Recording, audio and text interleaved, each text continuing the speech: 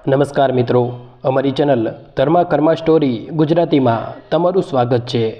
આપણી આજની કહાની એક હૃદયસ્પર્શી કહાની બનવાની છે, તો આ કહાની અંત સુધી સાંભળજો।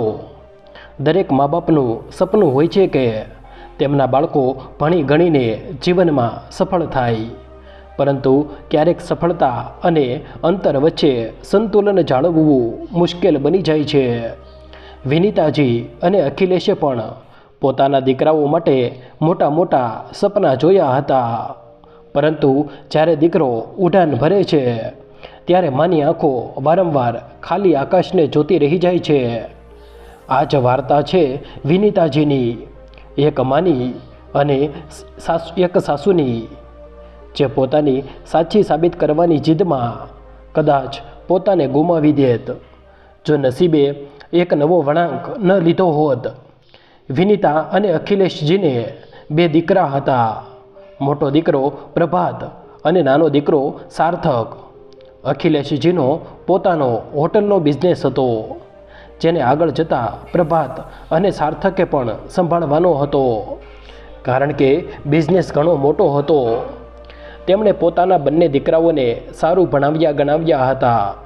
ભણતર દરમિયાન જ તેમના મોટા દીકરા પ્રભાતની દોસ્તી ચિત્રા સાથે થઈ ગઈ હતી। બંને એક સાથે જ MBA કરી રહ્યા હતા અને એકબીજાને પસંદ કરવા લાગ્યા હતા।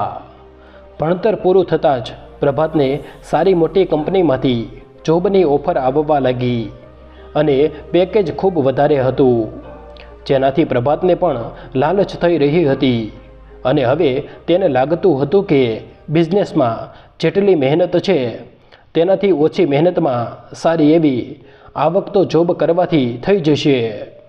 ચિત્રાને પણ સારી જોબની ઓફર મળી રહી હતી અને તેને તો કોઈ પણ સંજોગોમાં જોબ કરવી જ હતી।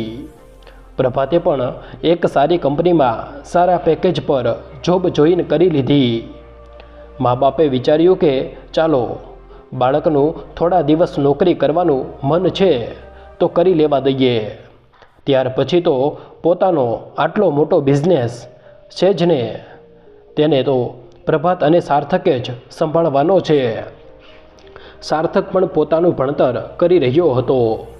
આ દરમિયાન પ્રભાતના લગ્નની વાત ચાલી તો તેણે ઘરમાં જણાવી દીધું કે તે ચિત્રાને ખૂબ પસંદ કરે છે અને બધાની સંમતિથી ચિત્રા અને પ્રભાતના લગ્ન થઈ ગયા અને થોડા દિવસ સાસરીમાં રહીને ચિત્રા અને પ્રભાત નોકરી કરવા માટે ત્યાંથી ચાલ્યા ગયા, પરંતુ તેમ છતાં તે મા બાપની આસપાસ જ હતા અને વચ્ચે વચ્ચે મળવા આવી જતા હતા।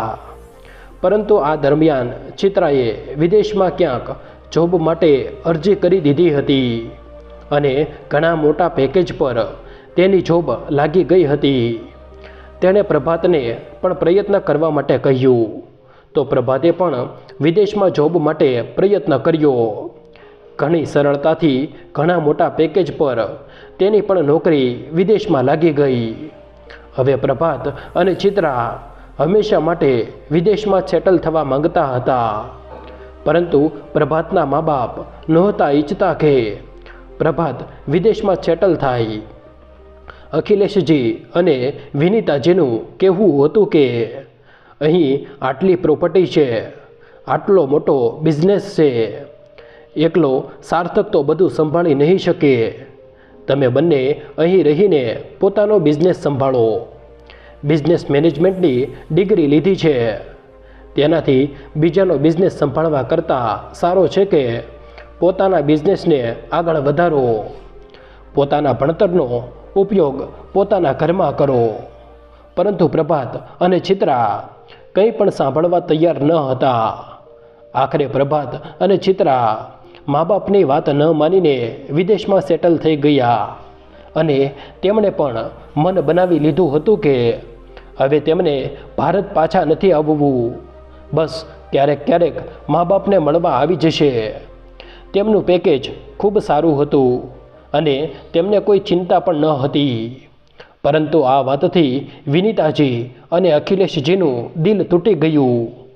વિનીતાજીએ સહન જ નહોતા કરી શકતા કે તેમનો મોટો દીકરો પ્રભાત તેમનાથી આટલો દૂર જઈને વચી ગયો છે, ત્યારે જ તેમણે નક્કી કરી લીધું હતું કે તે પોતાના નાના દીકરા સાર્થકના લગ્ન ખૂબ ઓછું ભણેલી છોકરી સાથે કરાવશે.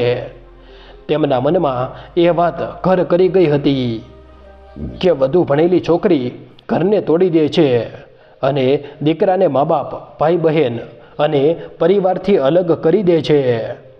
તેમને એ વાત સમજાઈ ન રહી હતી કે જો ઘર તોડવું જ હોય તો તે તો ઓછું ભણેલી છોકરી પણ તોડશે. આ તો પોતાપણાની સમજદારી હોય છે કે કોને પરિવારમાં રહેવું છે અને કોને અલગ. ચિત્રા અને પ્રભાતે પોતાની કારકિર્દી પસંદ કરી. કદાચ તેમણે પહેલાંથી જ પોતાની કારકિર્દી વિદેશમાં બનવાનું વિચારી રાખ્યું હોય.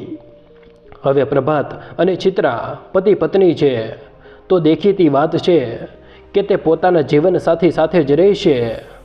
આમાં કોઈની પણ કોઈ ભૂલ ન હતી, કારણ કે ચિત્રાએ ક્યારેય નહોતું કહ્યું કે પ્રભાત પોતાના મા બાપ સાથે કોઈ સંબંધ ન રાખે, પણ તે પોતાની કારકિર્દી સાથે કોઈ સમાધાન પણ કરવા માંગતી ન હતી અને પ્રભાત પણ પોતાની કારકિર્દીને લઈને કોઈ સમાધાન કરવા માંગતો ન હતો. અને આ જ વાત વિનીતાજીને ખટકી ગઈ હતી. તેમની ધારણા એ બની ગઈ હતી કે વધુ ભણેલી છોકરીઓ ઘર પરિવાર તોડી દે છે. ખેર, આ વાતને તો 3-4 વર્ષ વીતી ચૂક્યા હતા. આ દરમિયાન પ્રભાત અને ચિત્રા પોતાના મમ્મી પપ્પાને મળવા આવ્યા હતા. આખરે ચિત્રાના મા બાપ અને પરિવાર પણ તો ભારતમાં જ હતો. પ્રભાત અને ચિત્રા પૂરા 2 મહિના માટે ભારત આવ્યા હતા. હવે સાર્થકની પણ લગ્નની ઉંમર થઈ ચૂકી હતી, એટલે અખિલેશજી વિચારી રહ્યા હતા કે આ દરમિયાન સાર્થકના લગ્ન કરી દઈએ. ખબર નહીં પ્રભાત અને ચિત્રા ફરી ક્યારે ભારત આવશે. આ સમયે પૂરો પરિવાર એક સાથે છે તો સાર્થકના લગ્ન પણ કરી જ દઈએ. પરંતુ વિનીતાજી પોતાની જીદ પર અડગ હતા. તેમણે જીદ પકડી દીધી હતી કે તે સાર્થકના લગ્ન ખૂબ ઓછું ભણેલી છોકરી સાથે જ કરાવશે, કારણ કે વધુ ભણેલી છોકરીઓ ઘર તોડી દે છે અને પોતાપણાના પતિઓને લઈને ઘરેથી નીકળી જાય છે. જો સાર્થક પણ અમને છોડીને જતો રહ્યો અને વિદેશમાં સેટલ થઈ ગયો તો અમે એકલા નહીં શું કરીશું? આટલો મોટો વેપાર છે, આટલી ધન સંપત્તિ છે, આટલી પ્રોપર્ટી છે, આ બધું કોણ સંભાળશે? કાલે ઉઠીને અમારા પછી અમારા દીકરાઓ બધું વેચીને અહીંથી ચાલ્યા જશે. આટલી મુશ્કેલીથી અમે આ બધું ઊભું કર્યું છે. આખરે તેમની જીદ આગળ સાર્થક અને અખિલેશજીને નમવું જ પડ્યું. વિનીતાજી સાર્થક માટે પોતાની પસંદની છોકરી શોધવા લાગ્યા. આ માટે તેમણે લગ્ન કરાવનારાઓને પણ કહી રાખ્યું હતું. ઘણી જગ્યાએથી માંગા આવ્યા પણ વાત એ જ, તેમને કોઈ પણ છોકરી પોતાના સાર્થકને લાયક લાગી રહી ન હતી, કારણ કે સાર્થક ઘણો સારો ભણેલો ગણેલો છોકરો હતો અને જ્યારે તે ઓછું ભણેલી છોકરીને જોતા હતા તો તેની બોલાચાલીથી જ સાફ ખબર પડી જતી હતી કે તે છોકરી કોઈ લાયક નથી. તેનાથી તો ક્યાંય સારા ખુદ વિનીતાજી હતા. પ્રભાત ઘણીવાર કહેતો હતો, શું માં, તું તારી જીદમાં સાર્થકની જિંદગી બરબાદ ન કરી દેતી? આજના જમાનામાં કોણ ઓછું ભણેલી છોકરી સાથે લગ્ન કરવા માંગે છે? છોકરીએ ફક્ત સાસરિયું તો નથી સંભાળવાનું. કાલે ઉઠીને સાર્થકના બાળકો થશે, તેમનું ભણતર ગણતર, બાકીની પ્રવૃત્તિઓ, સ્કૂલમાં પેરેન્ટ્સ મિટિંગ વગેરે બધું તો માએ જ કરવાનું હોય છે. ઉપરથી જો કાલે બિઝનેસમાં સાર્થકને મદદ કરવી પડી તો તું શા માટે પોતાની જીદ પર સાર્થકની જિંદગી બરબાદ કરવા માંગે છે? પરંતુ વિનીતાજીને કોઈની કોઈ વાત સંભળાઈ રહી ન હતી અને તે પોતાની વાત પર અડગ હતા. આ દરમિયાન વર્તિકાનું માંગુ લઈને તેના મમ્મી પપ્પા સાર્થકના ઘરે આવ્યા. અને વર્તિકાનો ફોટો સાર્થકની મમ્મીને બતાવ્યો. વિનીતાજીને ફોટો જોતાં જ વર્તિકા એક જ નજરમાં પસંદ આવી ગઈ અને પછી તેમણે પોતાની શરત મૂકી કે તેમને બહુ વધુ ભણેલી છોકરી સાથે સાર્થકના લગ્ન નથી કરવા. આના પર વર્તિકાના પપ્પાએ કહ્યું, જી બિલકુલ, અમને આ વિશે ખબર છે, એટલે જ તો અમે તમારા ઘરે માંગુ લઈને આવ્યા છીએ, કારણ કે અમારી વર્તિકા દરેક રીતે કાબેલ છે. બસ તેમાં એક જ ખામી છે કે 10મા પછી તેણે ભણતર નથી કર્યું અને કોઈ વાતની કોઈ કમી નથી અમારા ઘરમાં. અમારી દીકરી વર્તિકાનું ક્યારેય ભણતર ગણતરમાં મન જ ન લાગ્યું. બાકી દરેક રીતે તે કાબેલ છે, પણ ભણતર ગણતર તેણે કર્યું જ નથી, જેના કારણે તેના લગ્નમાં મુશ્કેલીઓ આવી રહી છે. સંજોગથી અમને તમારી માંગણી વિશે ખબર પડી તો અમે બીજા રાજ્યમાંથી તમારી પાસે અમારી દીકરીનું માંગું લઈને આવી ગયા. જો તમને યોગ્ય લાગે તો તમે અમારી દીકરીને એકવાર મળી લો.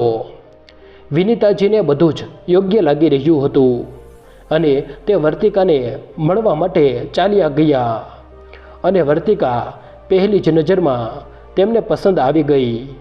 તેની બોલવાની રીત, ઉઠવા બેસવાની રીત બધું જ સારું હતું. ક્યાંયથી એવું નહોતું લાગી રહ્યું કે તે વધુ ભણેલી નથી.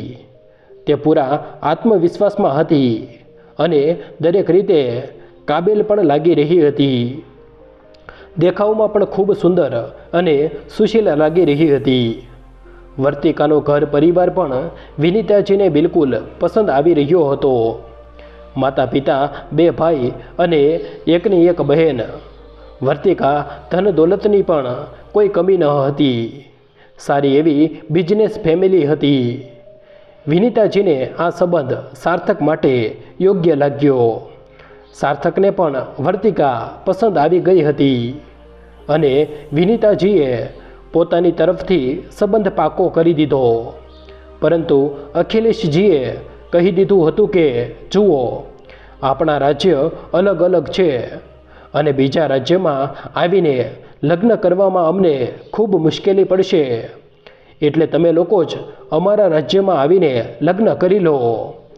આ માટે વર્તિકાના પિતાજી તૈયાર થઈ ગયા હતા.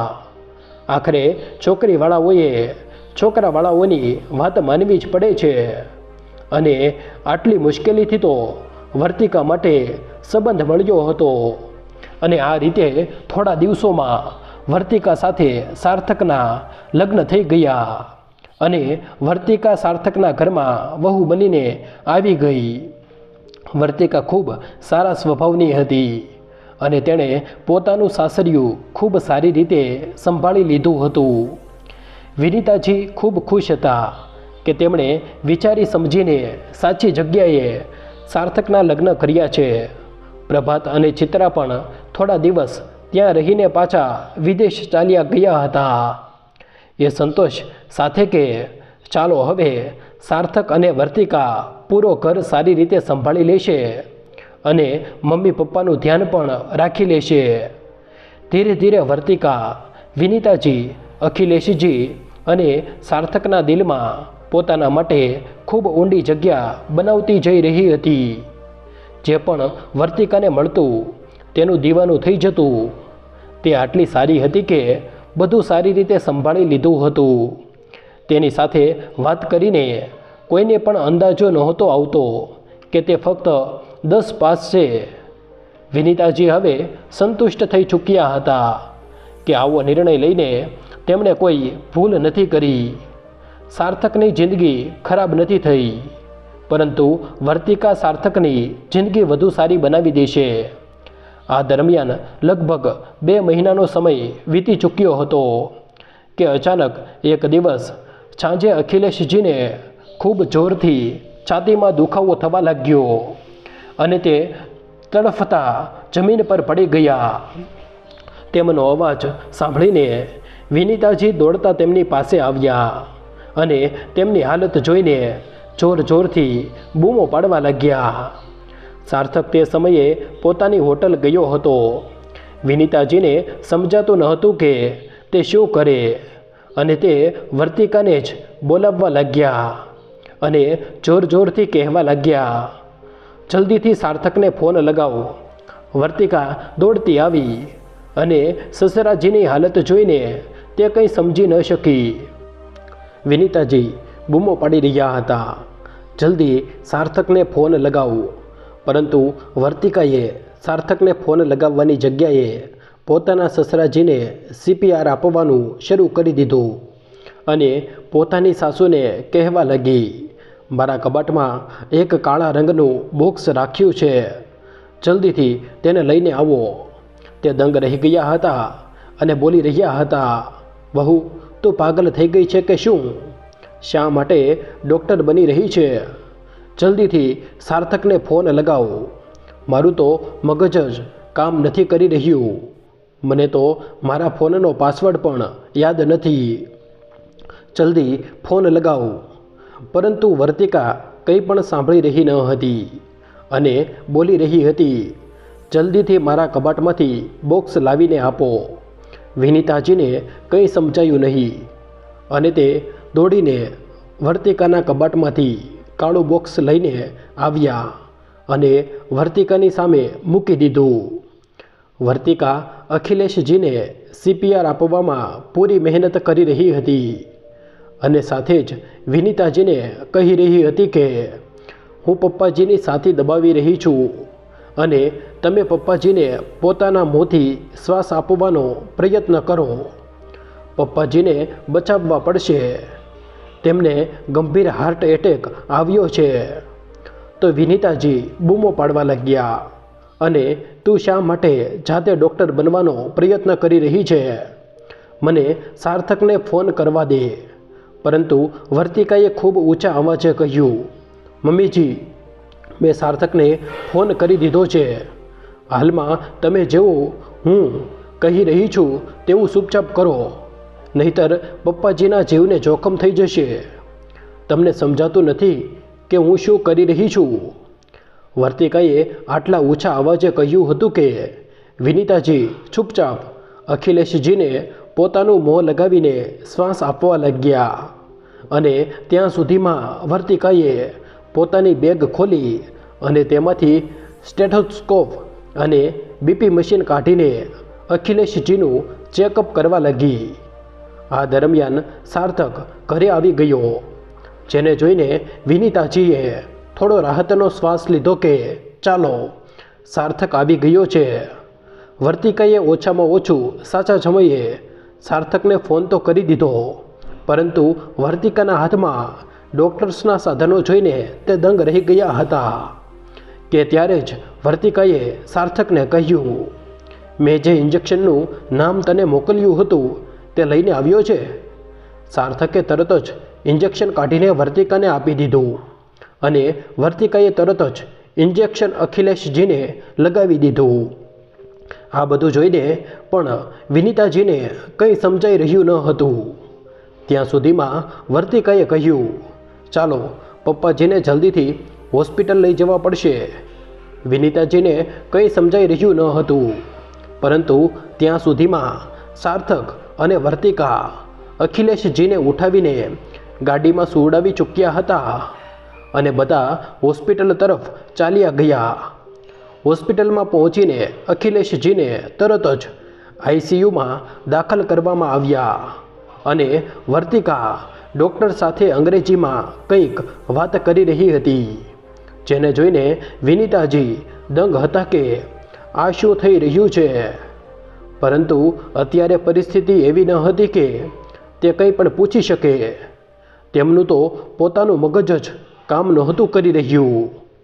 એક તરફ પતિ ICUમાં દાખલ હતો, બીજી તરફ વર્તિકાનું એક એવું જ રૂપ આજે તેમણે જોયું હતું. તે ગભરાયેલી હાલતમાં ચૂપચાપ ખુરશી પર બેસી ગયા હતા. થોડી વારમાં ડૉક્ટર બહાર આવ્યા અને તેમણે વર્તિકાને કહ્યું, ડૉક્ટર વર્તિકા, તમારા ફાધર ઇન લો હવે ખતરાની બહાર છે. તમે સાચા સમયે તેમને સાચી સારવાર આપીને બચાવી લીધા. આ જ ફાયદો હોય છે જો ઘરમાં ડૉક્ટર હોય, નહીતર કંઈ પણ થઈ શકતું હતું. તમે તો જાણતા જ હશો, કારણ કે તમે તો ખુદ એક હાર્ટ સ્પેશિયાલિસ્ટ છો. આ સાંભળીને વિનીતાજી નવાઈથી વર્તિકા તરફ જોઈ રહ્યા હતા. તેમને કંઈ સમજાઈ રહ્યું ન હતું કે તેમની 10 પાસ વહુ અચાનક હાર્ટ સ્પેશિયાલિસ્ટ કેવી રીતે બની ગઈ. ત્યારે જ સાર્થક વિનીતાજી પાસે આવ્યો અને બોલ્યો, ચાલો મમ્મી, પપ્પા ખતરાની બહાર છે. તમે થોડા શાંત થઈ જાઓ. તમે ખૂબ ચિંતા કરી. વિનીતાજી ક્યારેક સાર્થક તરફ જોઈ રહ્યા હતા, ક્યારેક વર્તિકા તરફ. વર્તિકા વિનીતાજીની તરફ જોઈ રહી હતી, પણ તેને સમજાતું ન હતું કે તે શું બોલે, એટલે તે ચૂપ હતી.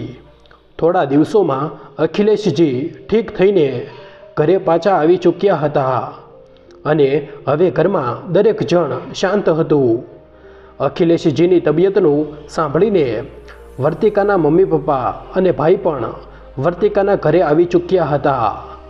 હવે વિનીતાજીએ પોતાના સવાલો કરવાના શરૂ કર્યા અને બોલ્યા, આ શું ચમત્કાર થઈ ગયો અને કેવી રીતે થઈ ગયો કે અમારી 10 પાસ વહુ અચાનક ડૉક્ટર, તે પણ હાર્ટ સ્પેશિયાલિસ્ટ કેવી રીતે બની ગઈ.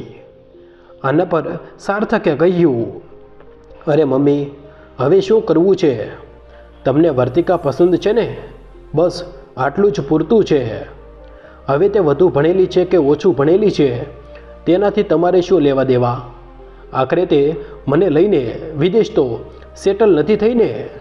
અને જુઓ, પપ્પાનો જીવ પણ તેણે જ બચાવ્યો. તો વિનીતાજીએ કહ્યું, બકવાસ બંધ કર અને મને બધી વાત સાચે સાચી કહે. આમ તો હા, એક વાત તો તું સાચી કહી રહ્યો છે. જો વર્તિકા ન હોત તો ખબર નહીં તારા પપ્પાજીનું શું થાત. વિચારીને પણ મારો જીવ કંપી જાય છે. પરંતુ હવે હું બધી સચ્ચાઈ જાણવા માંગુ છું. આના પર અખિલેશજીએ કહ્યું, ચાલો બધી સચ્ચાઈ હું તને જણાવું છું. તે જીદ પકડી લીધી હતી કે તું સાર્થકના લગ્ન ઓછું ભણેલી છોકરી સાથે કરીશ અને તેની કોઈ ઓછું ભણેલી છોકરી પસંદ પણ નહોતી આવતી, કારણ કે તે સાર્થક સાથે મેચ નહોતી કરતી. અને હું પણ નહોતો ઈચ્છતો કે આપણો સાર્થક આટલો બધો ભણેલો છે અને આપણે તેના માટે એક ઓછું ભણેલી છોકરી લાવીએ, કારણ કે છોકરીએ ફક્ત સાસરિયું નથી સંભાળવાનું હોતું, તેની પોતાની પણ લાઈફ હોય છે, તેના બાળકો હોય છે, સમાજ હોય છે, બધું જ મેનેજ કરવાનું હોય છે. અને હું નહોતો ઈચ્છતો કે તારી જીદને કારણે સાર્થકને પોતાની જિંદગીમાં કોઈ તકલીફનો સામનો કરવો પડે. આ દરમિયાન એક દિવસ મને મારો બાળપણનો મિત્ર એક રેસ્ટોરન્ટમાં મળી ગયો. તે કોઈ કામથી આપણા રાજ્યમાં આવ્યો હતો અને અમે એકબીજાને ઓળખવામાં થોડી પણ વાર ન લગાવી. અને જ્યારે મેં તેને મારી સમસ્યા જણાવી તો તેણે કહ્યું, આમ તો મારી પણ એક દીકરી છે, વર્તિકા. અમે તેના માટે સંબંધ શોધી રહ્યા છીએ, પરંતુ અફસોસ આ સંબંધ ન થઈ શકે, કારણ કે તે તો એક ડૉક્ટર છે, તે પણ હાર્ટ સ્પેશિયાલિસ્ટ, અને તારી પત્નીને તો ઓછું ભણેલી છોકરી જોઈએ. અને તેણે મને વર્તિકાનો ફોટો પણ બતાવ્યો, જે મને એક નજરમાં પસંદ આવી ગઈ. પછી મેં અને મારા મિત્રએ મળીને આ બધા ડ્રામા રચ્યો, જેમાં સાર્થક અને વર્તિકા પણ સામેલ હતા. મેં જ મારા મિત્રને કહ્યું હતું કે અમે તારી સામે શરત મૂકીશું કે તું અમારા રાજ્યમાં આવીને લગ્ન કર અને તું તારા ઓછામાં ઓછા સંબંધીઓને લઈને આવજે, જેથી વર્તિકાનું સત્ય કોઈની સામે આવવાના સાંજ ખૂબ ઓછા હોય. તો બસ એ જ સંબંધીઓને લઈને લગ્નમાં આવજે, જેમના પર તને પૂરો ભરોસો હોય. અને એકવાર લગ્ન થઈ જશે તો વર્તિકા પોતાની સાસુને પૂરી રીતે મનાવી લેશે અને વર્તિકાની સાસુ વર્તિકાને સારી રીતે સમજી પારખી લેશે. તો પછી ધીરે ધીરે અમે વર્તિકાની બધી સચ્ચાઈ વિનીતાજીને જણાવી દઈશું. બસ થોડા મહિના આ સત્ય છુપાવવું પડશે, કે વર્તિકા એક ડૉક્ટર છે. 2-3 મહિનાની અંદર જ અમે બધું સત્ય વિનીતાને જણાવી દઈશું અને પછી લગ્ન થઈ ચૂક્યા હશે તો તેને તો વર્તિકાને દરેક સંજોગોમાં સ્વીકારવી જ પડશે. અને એટલે જ અમે તારી સાથે ખોટું બોલ્યા હતા કે વર્તિકાનું ભણતર ગણતર મન નહોતું લાગ્યું અને તેણે 10મા સુધી જ ભણતર કર્યું છે. નહીતર તું આ સંબંધ માટે પણ ના પાડી દેત. પરંતુ જોઈ લે, વર્તિકા તો આટલી બધી ભણેલી છે છતાં પણ તેણે પૂરો ઘર સંભાળી લીધો છે નહીં? ઠીક છે, તેણે ભણતર કર્યું છે તો તે પોતાની જોબ તો કરશે. આખરે ડૉક્ટર બની છે. મેડિકલના ભણતરની એક સીટ લીધી છે તો તેનો ઉપયોગ તો તે કરશે ને. નહીં તો આ સમાજ સાથે અન્યાય થશે કે તેણે ડૉક્ટરની ડિગ્રી પણ લીધી અને તેનો સાચો ઉપયોગ પણ નથી કરી રહી. બસ અમે સાચા સમયની રાહ જોઈ રહ્યા હતા, પરંતુ તે સાચો સમય આ રીતે આવશે એ અમે નહોતું વિચાર્યું. પરંતુ મને પૂરી ખાતરી છે કે આ 2 મહિનામાં તું વર્તિકાને સારી રીતે સમજી ગઈ હોઈશ અને એ પણ સમજી ગઈ હોઈશ કે તે પોતાની પ્રોફેશનલ લાઈફ અને પોતાની પર્સનલ લાઈફ સારી રીતે સંભાળી શકે છે અને પોતાની ફેમિલીને સારી રીતે સાથે લઈને ચાલી શકે છે. આ 2 મહિનામાં વર્તિકાએ તેને પૂરી રીતે સંતુષ્ટ તો કરી જ દીધી હશે.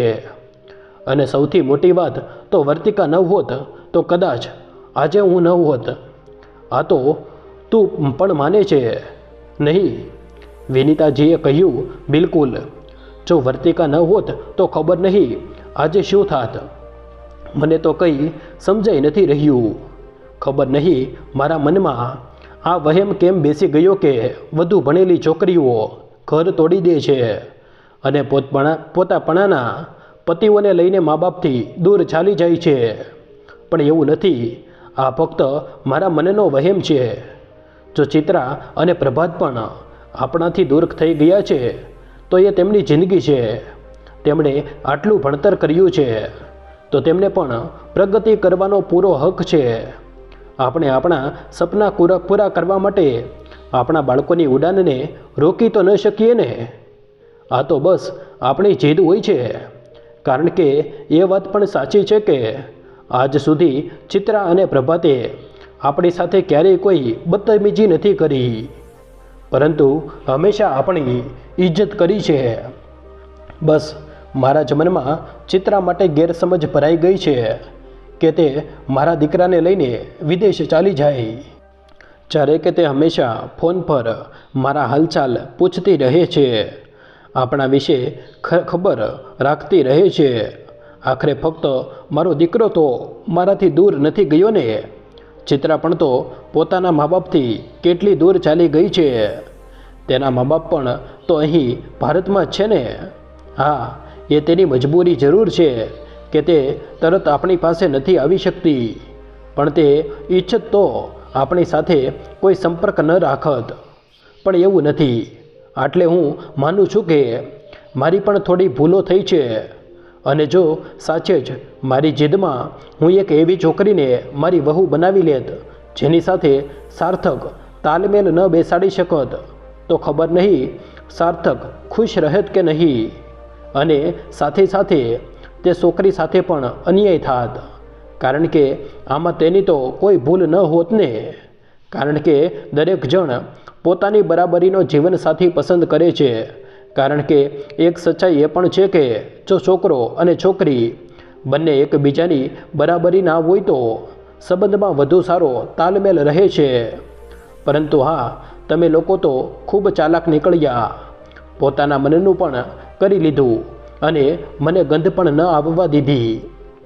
પરંતુ ચાલો, જે થયું તે સારું થયું.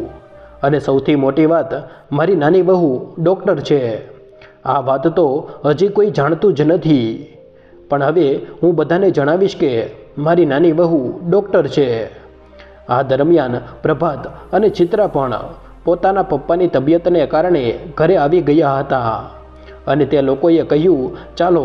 આખરે મમ્મીએ બધી સચ્ચાઈ જાણી પણ લીધી અને વર્તિકાને સાચા દિલથી સ્વીકારી પણ લીધી. તો વિનીતાજીએ કહ્યું, મતલબ કે તમે લોકો પણ આ બધી ખુરાફતમાં સામેલ હતા. અને પ્રભાત અને ચિત્રા હસવા લાગ્યા અને બોલ્યા, શું કરીએ મમ્મી, હવે જ્યારે તમે જીદ પકડી જ લીધી હતી તો તમને સમજાવવાનો બીજો કોઈ રસ્તો પણ ન હતો ને. પરંતુ ચાલો, જે થયું તે સારું થયું નહીં? અને વર્તિકાએ કહ્યું, બિલકુલ. અને મમ્મીજી, તમે મારા પર ભરોસો રાખો. હું અને સાર્થક તમને લોકોને છોડીને ક્યારેય ક્યાંય નહીં જઈએ. સાર્થક તમારો બિઝનેસ સંભાળશે અને હું અહીં જ કોઈ હોસ્પિટલમાં જોબ કરીશ. પરંતુ હાલમાં બધાને ગરમા ગરમ ચા પીવડાવું છું. એમ કહીને વર્તિકા રસોડા તરફ જવા લાગી. અને સાથે ચિત્રા પણ તેની સાથે બોલી, આજે બધાને હું મારા હાથની ચા પીવડાવું છું. પછી હસતા મુસ્કુરાતા રસોડામાં એક વહુ બધા માટે ચા બનાવવા લાગી અને બીજી વહુ ભજીયા તળવા માટે ચણાનો લોટ તૈયાર કરવા લાગી. અને સાથે પપ્પાજી માટે દલિયા પણ ચડાવી દીધા. ક્યારેક જે વાતો આપણે ભાર દઈને નથી સમજાવી શકતા તે જિંદગી ખુદ એક પળમાં શીખવી દે છે. આજે વિનીતાજીને સમજાઈ ગયું હતું કે દીકરીઓ ભણી ગણીને ઘર નથી તોડતી, પરંતુ સાચી હોય તો દરેક સંજોગોમાં ઘરને જોડે છે. અને વર્તિકા તે તો સાચે જ તે ઘરના દિલની ડૉક્ટર નીકળી. તો આ હતી આજની વાર્તા. તો મિત્રો, તમને અમારી આજની કહાની કેવી લાગી? જો પસંદ આવી હોય તો વિડીયોને લાઈક કરી દેજો અને સગા સંબંધી સાથે શેર કરી દેજો તથા કોમેન્ટ બોક્સમાં જય શ્રી કૃષ્ણ લખી દેજો. અને ચેનલને સબસ્ક્રાઈબ ના કરી હોય તો ચેનલને અત્યારે જ સબસ્ક્રાઈબ કરી દેજો.